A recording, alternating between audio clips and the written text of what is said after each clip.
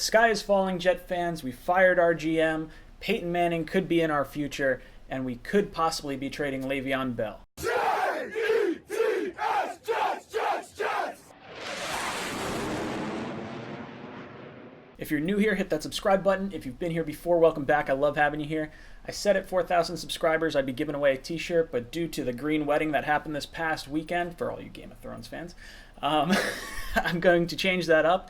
And in honor of Gase being the crazy man that he is, we're going to give away a gaze at my cooter bath towel. Yes, that is a thing now, and some lucky subscriber is going to get that. But you have to subscribe to this channel and leave a comment down below to be qualified. So if you would like to win a ridiculous towel that you probably don't want to wear anywhere, subscribe. All right, first things first, I spoke briefly in my last video about the Mac firing and how I didn't mind the timing. And since then, the entire internet and media landscape has been ripping on the Jets for the timing of this hire.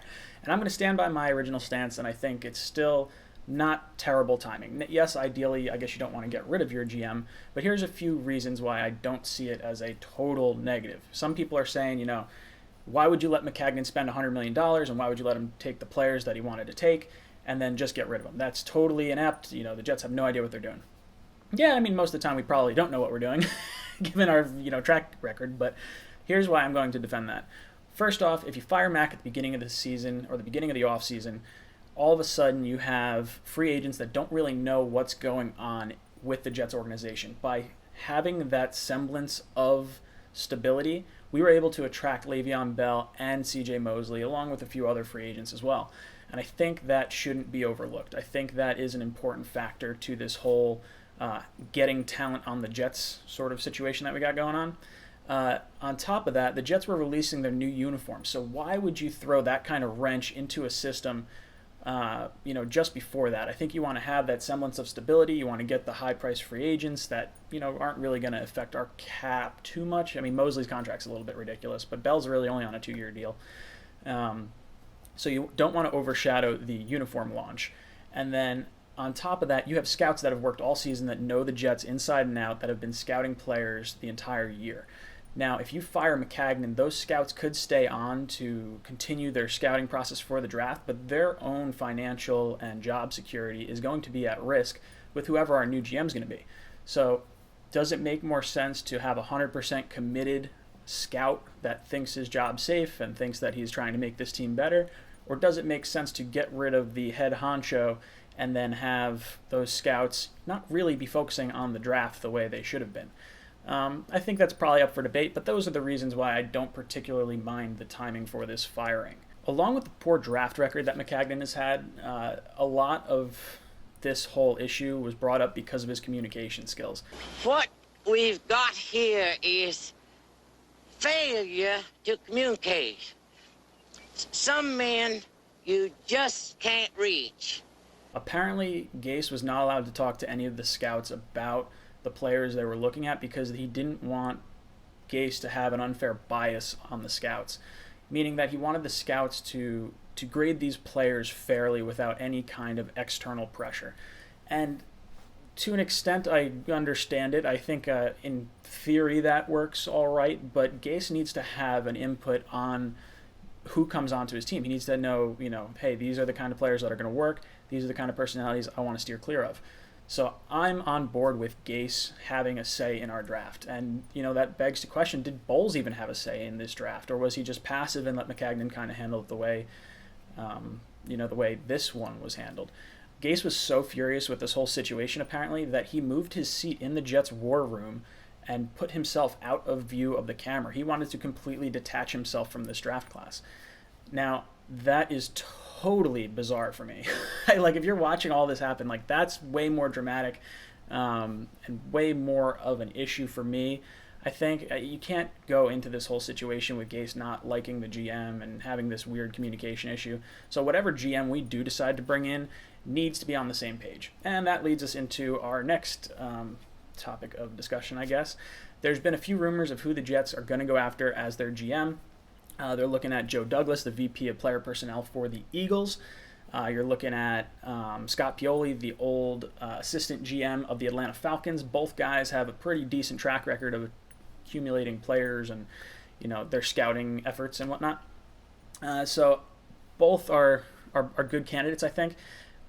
There is also the option of kind of what the Raiders did, where you bring in a draft guru, someone from, I don't know, that has been scouting college players for years and years. So I do kind of like the route they went, and I would be okay with the Jets following suit with that in some capacity. One name that's kind of surfaced in the last few days is Peyton Manning.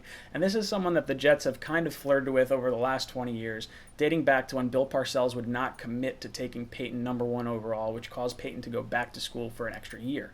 Now, the Jets had that opportunity in 2011, I think it was, or 2012, when Peyton was leaving the Indianapolis Colts and was kind of looking for a new team. He didn't even take the call from the New York Jets. The Jets had to pretend that they weren't interested in Peyton Manning and offered Mark Sanchez a $50 million extension. So we've kind of been shut down by Peyton twice, or we've kind of screwed up the whole Peyton thing twice. Now, Peyton was also the person who Christopher Johnson called to get knowledge on Adam Gase and see what he thought of him. And Peyton Manning really backed Adam Gase. He said, hey, this guy's really smart. We like, what he did in Denver with me. And I think he would be a great hire for the New York Jets. So with Peyton coming on board, obviously the connection between him and Gase is strong. I don't think I would put Peyton as our GM. If he wanted, some type of role in the front office, whether it's, an advisor or a president of football operations or something like that.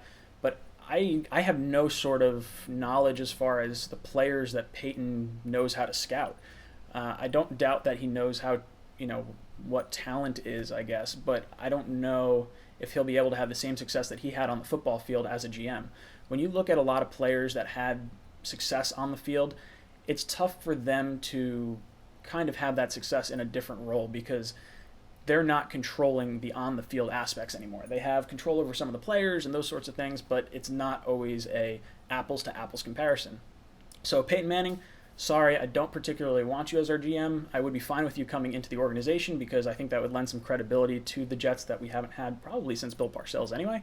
But for GM, sorry, I'd like to take a pass. I would prefer Joe Douglas or Scott Pioli or even just a draft guru that doesn't have front office experience. So there's that, I guess. This brings us to our final topic of the day. If anyone was on the internet the last few days, you would have seen John Clayton speculating that the Jets could potentially trade LeVeon Bell after the whole news came out that Adam Gase did not want to sign Bell for that much money in free agency and didn't want to spend that much money on a running back in general in free agency. Now, this is why I hate national media. I cannot stand this kind of crap. It's total bullshit speculation that has no sort of thought process behind it. Now, okay, if you're Adam Gase and you're thinking, all right, I didn't want to spend a lot of money on Le'Veon Bell, that's one thing. Now, if you have Le'Veon Bell on your roster already, does that mean you no longer want him, or are you fine with the player now that you already have him?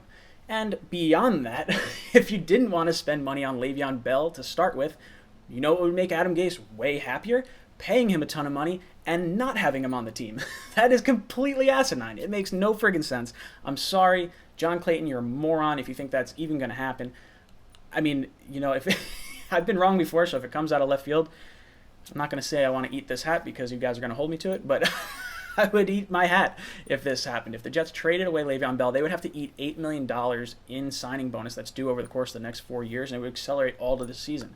So I don't think the Jets are going to be willing to take that big kind of cap hit on and leave Darnold without any weapons. You don't give Darnold a weapon just to take it away. And I think, this deal is only a 2-year deal anyway. I know it's a 4-year contract, but the Jets can get out of it after 2 years. So really, keep him for 2 years. He's not going to screw up our cap situation that much. We need to spend the money according to the CBA anyway. So there's no reason to get rid of Bell at this point. Don't listen to all the garbage you hear in the media. Jet fans, the sky is not falling, I promise you. They're just trying to get people riled up. They get more money based on the amount of clicks that they actually get, so don't listen to all the garbage out there. Use your head. Some critical thinking goes a long way. Don't forget to subscribe and comment down below to possibly win the Gaze at My Cooter bath towel. Let me know what you guys think down below, and as always, go Jets.